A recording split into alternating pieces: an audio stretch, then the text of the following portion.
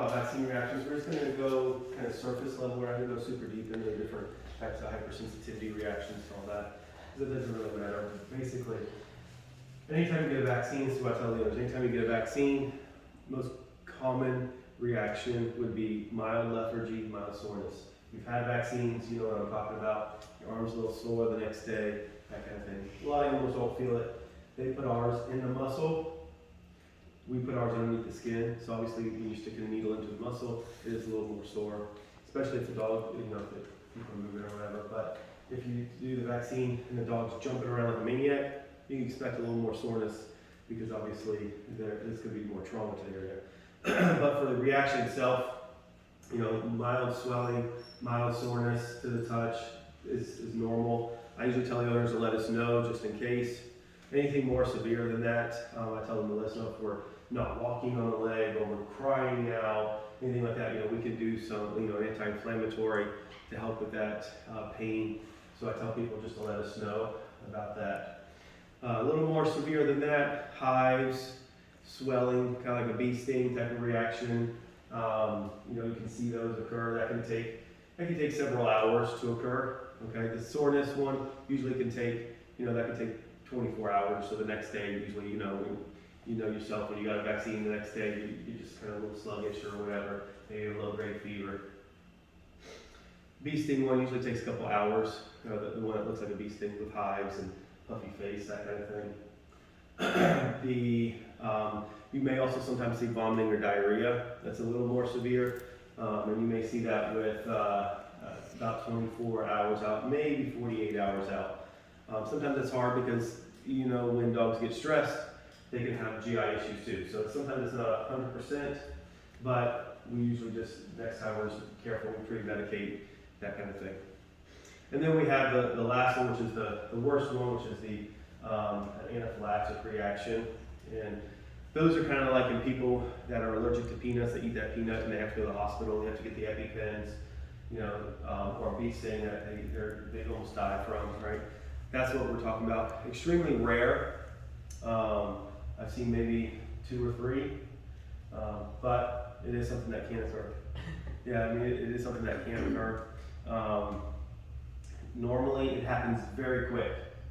Okay, just like when someone eats that peanut, boy, you know right away. Their throat starts swelling up, or their face is swelling up. Okay, and dogs, you'll notice that dogs who are barking, all of a sudden get quiet. That was the one key that when I saw him before, the dog was a pretty rambunctious dog, and then all of a sudden, hey, we haven't heard that dog in a while. We look over, he's laying down in a cage. Like, well, that's weird. You check his gums, and his gums are pale. So it causes hypotension. It causes some pretty severe reactions. It can lead to death. And so this is more of a receptionist thing, because as they're checking out, those dogs are going to go down. Mm. It's usually within the first 15 minutes. That's why a lot of times when you go to the doctor and you get a vaccine, they make you sit out there for like 15, 30 minutes to see if you're going to have that reaction.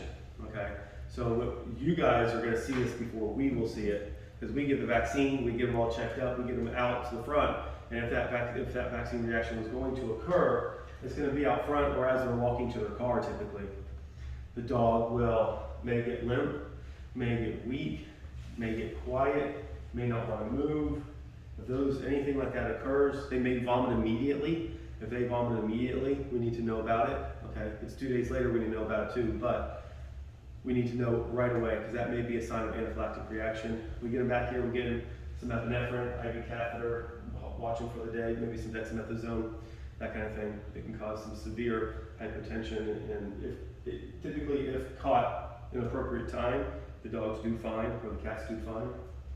It's just we have to watch out for it. So if you notice that the owners are like, my dog is not wanting to walk, or something, you have to listen to the cues, because the owners may not know what's going on. But if you all of a sudden see that they're having to carry this dog out, and his head's down or something like that, when normally he's a nutcase, then that you need to let us know so we can check him out. Worst case scenario, we say, oh no, we gave him a sedative, he's fine. You know, maybe we gave him some Torb in the room. But if you know he came in for vaccines and he's going out super sedated, That's a key factor to watch for. So again, the anaphylactic one is the most important, and those are the ones that we typically may not vaccinate for again.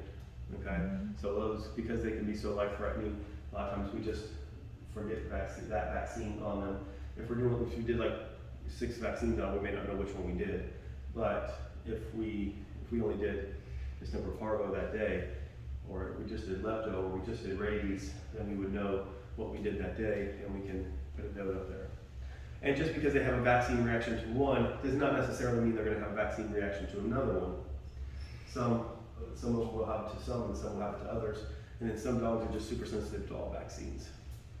And that goes across the board. That's the same in horses, and the same in cats and dogs and humans and things like that.